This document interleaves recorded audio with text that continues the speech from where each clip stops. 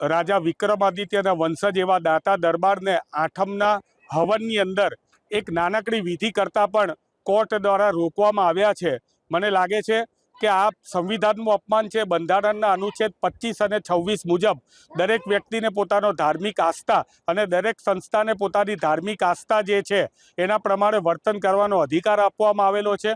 અહીંયા મુખ્યમંત્રી શ્રી આવે કે વડાપ્રધાન શ્રી આવે ત્યારે મંદિરને સદંતર દર્શનમાંથી બંધ કરવામાં આવે છે, ત્યારે કોઈ વાંધો નથી આવતો, પરંતુ ધાર્મિક સનાતન ધર્મની પરંપરાઓ જે છે એ ના અટકાવવી જોઈએ અને એના માટે આજે અમે અત્રે અહીંયા આવેદન આપેલું છે। સર, ભવાની સિંહ દાતાના મહારાજાના નામ ઉપરથી માં અંબાનું નામ ભવાની પડ્યું છે। એવી પરંપરા વાળા સ્ટેટમાં આ પરંપરા બંધ કરવાનો જે નિર્ણય લેવામાં આવ્યો છે એ નિર્ણય સદંતર ખોટો છે અને સનાતન ધર્મની વાતો કરવા વાળા લોકો ધાર્મિકતામાં ક્યારેય કોર્ટે દખલ ન કરવી જોઈએ અને સત્વરે આ લીધેલો નિર્ણય રદ કરવો જોઈએ એવી સમગ્ર સનાતન ધર્મ પ્રેમી જનતાની માંગણી છે।